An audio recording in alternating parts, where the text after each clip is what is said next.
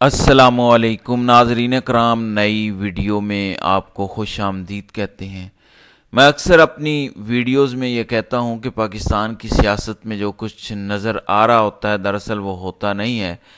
बहुत सी ऐसी चीज़ें पसे पर्दा चल रही होती हैं जो नज़र नहीं आती। अब कल रात से लेकर अब तक ये सबको समझ आ गई है कि हुकूमत ने ये आईनी तरामीम क्यों की थी, किसके लिए की थी। लेकिन सबसे अहम सवाल ये है कि क्या ये आईनी तरामीम एक हफ़्ता भी निकाल सकती हैं।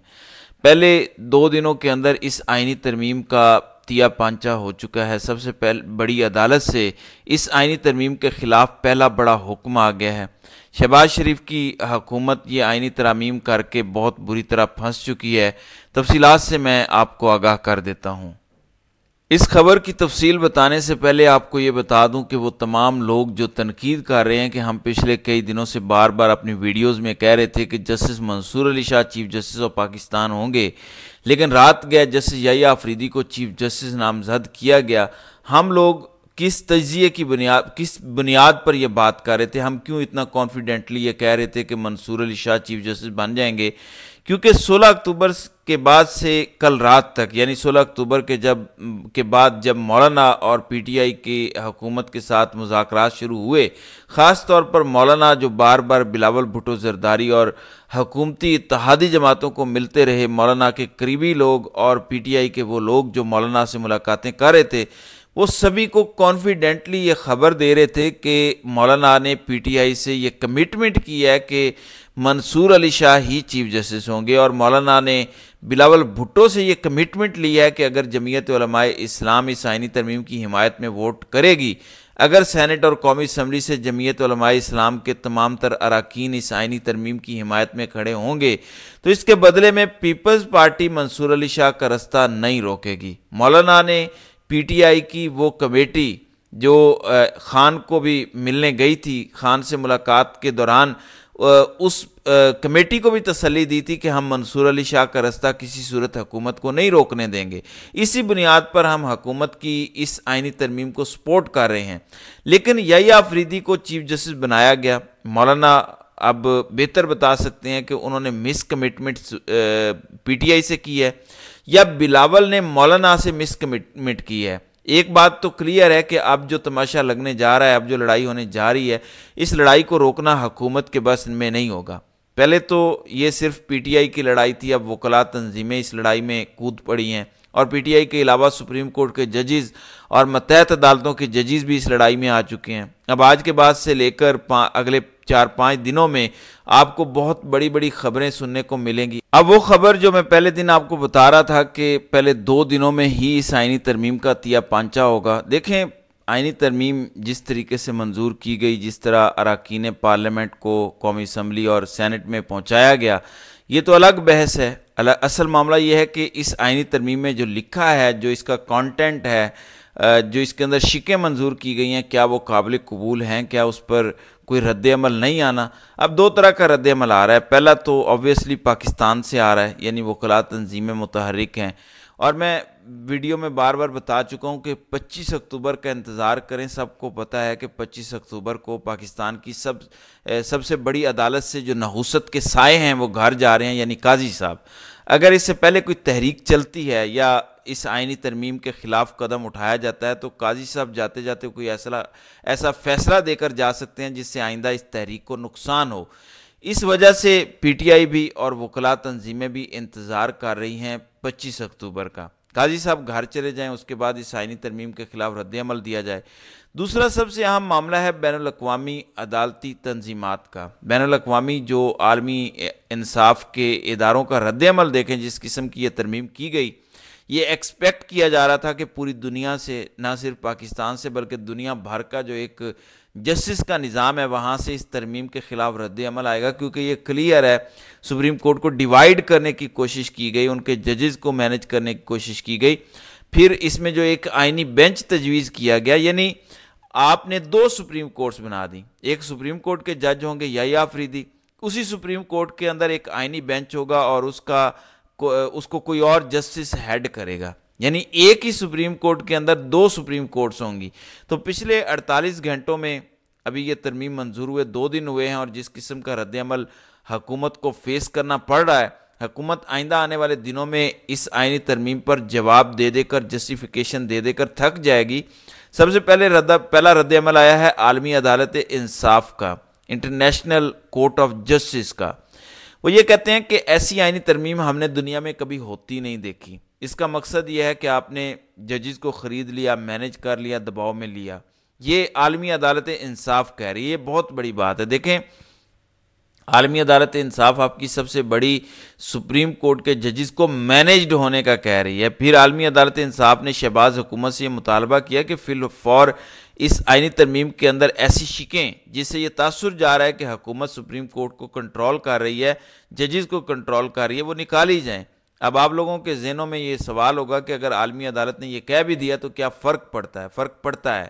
دیکھیں، عالمی عدالت انصاف سے حکومت پاکستان کو کئی بار رجوع کرنا پڑتا ہے۔ کئی ایسے کیسز ہوتے ہیں جو ہم انٹرنیشنل فورمز پر لڑتے ہیں، مثلا کلبھوشن یادو کا کیس عالمی عدالت انصاف میں گیا۔ اگر ہماری ریپوٹیشن عالمی عدالت میں یہ ہوگی کہ حکومت نے، سیاستدانوں نے سپریم کورٹ کے ججز کو کنٹرول کرنے کے لیے ترمیم کی، تو آپ یاد رکھیں کہ پھر عالمی عدالت انصاف سے پاکستان کو انصاف نہیں ملے گا۔ شہباز حکومت تو فارغ ہے، ہم نے پاکستان کا مقدمہ لڑنا ہے، پاکستان کو ریلیف نہیں ملے گا بحیثیت ایک ملک اور ایک قوم کے۔ کیونکہ کچھ دن پہلے پی آئی اے کا ایک کیس عالمی عدالت انصاف گیا اور وہاں پی آئی اے ہار گئی۔ عالمی عدالت انصاف میں وقتاً فوقتاً ہمیں جانا پڑتا ہے۔ اب وہ کہہ رہے ہیں کہ شہباز حکومت نے یہ آئینی ترمیم کر کے ججز کو کنٹرول کرنے کا پلان بنایا، اس آئینی ترمیم کو ختم کرنا ہوگا یا اس میں سے یہ شکیں نکالنی ہوں گی جو بتا رہی ہیں کہ یہ ججز کو کنٹرول کر رہے ہیں۔ دوسرا ہے انٹرنیشنل کمیشن آف جسٹس۔ یہ بڑی امپورٹنٹ تنظیم ہے، یہ یورپ کی تنظیم ہے، لیکن دنیا بھر میں جہاں جہاں انصاف کی بات ہوتی ہے، جہاں جہاں عدالتی نظام یا سٹرکچر کی بات ہوتی ہے، وہاں پر انٹرنیشنل کمیشن آف جسٹس بڑا کام کرتی آئی ہے۔ انہوں نے آج ایک ہیڈ لائن لگائی، دنیا بھر کے اخبارات نے ان کو کوٹ کر کے یہ ہیڈ لائن لگائی کہ Pakistan 26th constitutional amendment is a blow to the independence of judiciary۔ یہ دنیا کے بڑے بڑے اخبارات اس آئینی ترمیم کے حوالے سے خبریں شائع کر رہی ہیں کہ 26ویں آئینی ترمیم انڈیپینڈنس آف جوڈیشری یعنی آزادانہ عدالتی نظام پر ایک بڑا حملہ ہے۔ شہباز حکومت کہہ رہی تھی کہ ہم نے عوام کا بڑا فائدہ کیا، ہم نے عدالتی نظام میں شفافیت لائی، اصلاحات کی، جبکہ دنیا بھر کے بڑے بڑے قانونی برینز اور وہ اس بات پر تشویش کا اظہار کر رہے ہیں، تو کیا انہوں نے اس آئینی ترمیم کو نہیں پڑھا ہوگا؟ کیا وہ کم پڑھے لکھے لوگ ہیں؟ یہاں پر پاکستان میں جو قانون کے چیمپئن بنتے ہیں جیسے اعظم نذیر تارڑ ہے یا عطا تارڑ ہے، ان جیسے لوگ کیا دنیا بھر کے بڑے بڑے برین سے زیادہ قانون کو سمجھتے ہیں؟ اب کل رات کو جو یحییٰ آفریدی کو نیا چیف جسٹس نامزد کیا گیا، ویسے تو آج سپریم کورٹ میں بہت بڑا تماشا لگنے جا رہا ہے، کیونکہ کل رات سے لے کر اب تک بے شمار افواہیں اور کیا سرائیاں یحییٰ آفریدی کے حوالے سے بھی گردش کر رہی ہیں، اور سب سے اہم ملین ڈالر سوال تو یہ ہے کہ کیا منصور علی شاہ اور منیب اختر یحییٰ آفریدی کے انڈر کام کریں گے یا وہ ریزائن کر دیں گے؟ ظاہر ہے 2 ججز کو سپر سیڈ کیا گیا۔ البتہ میں آپ کو یہ بتا دوں کہ دنیا بھر کی کسی عدالت میں، کسی سپریم کورٹ میں، ہائی کورٹ میں ایسا نہیں ہوتا کہ قومی اسمبلی کی ایک پارلیمانی کمیٹی یہ ڈیسائیڈ کرے کہ ملک کا نیا چیف جسٹس کون ہوگا۔ یہ صرف پاکستان ہے، دنیا کا واحد ملک جہاں پر سیاستدان طے کر رہے ہیں کہ چیف جسٹس کون ہوگا۔ ظاہر ہے اگر سیاستدان طے کر رہا ہے، چن رہا ہے، اس کی سلیکشن کر رہا ہے، تو کہیں نہ کہیں کانفلکٹ آف انٹرسٹ تو آ گیا، کیونکہ اگر سیاستدان ڈیسائیڈ کرے گا تو سیاسی حکومتوں کو انٹرفیرنس کرنے کا موقع ملے گا۔ پھر اس جج کو بھی پتا ہوگا کہ اگر میں نے اس سیاسی حکومت کے خلاف کوئی فیصلے دیے تو میں آئندہ چیف جسٹس نہیں بن سکوں گا، تو یہ بہت زیادہ کانفلکٹ آف انٹرسٹ ہے۔ اسی وجہ سے دنیا بھر کی بڑے انصاف کی تنظیموں نے اب اس آئینی ترمیم کا تیا پانچا کیا ہے۔ ابھی صرف 2 دن ہوئے ہیں، آگے آگے دیکھیے کہ ہوتا ہے کیا، اس آئینی ترمیم کے ساتھ ہوتا کیا۔ پھر شہباز حکومت نے یہ ترامیم کر تو دی ہیں، لیکن جو آئینی پیچیدگیاں، جو آئینی بحران اب کھڑا ہو گیا ہے، اس کا جواب حکومت کے پاس نہیں ہے، کیونکہ ان بیچاروں نے خود اس کا ڈرافٹ نہیں پڑھا، انہیں خود اندازہ نہیں کہ اس ڈرافٹ میں لکھا کیا ہے۔ کسی نے ان کو ڈرافٹ بنا کر دیا، کسی نے اس ترمیم کا کانٹینٹ لکھ کر دیا، انہوں نے تو قومی اسمبلی میں پیش کیا۔ بہرحال سپریم کورٹ میں آج سے لے کر اگلے 7-8 دن بہت کچھ ہونے جا رہا ہے۔ منصور علی شاہ پر تمام نظریں ہیں، منیب اختر پر ہیں، کیا یہ دونوں مستعفی ہو سکتے ہیں؟ اب تک کی جو اطلاعات ہیں یہ دونوں مستعفی نہیں ہو رہے، اور یہ کیوں نہیں ہو رہے؟ لیکن کیا یحییٰ آفریدی کے انڈر یہ کام کریں گے؟ سوال یہ بھی ہے کہ کیا یحییٰ آفریدی چیف جسٹس کا عہدہ ایکسیپٹ کرتے بھی ہیں یا نہیں، یہ بھی ایک سوال ہے۔ تو اب دیکھنا یہ ہے کہ کیونکہ یحییٰ آفریدی نے ابھی تک دستخط نہیں کیے، تو کہیں نہ کہیں یہ رومرز، کہیں نہ کہیں یہ افواہیں ہیں کہ یحییٰ آفریدی انکار کر سکتے ہیں۔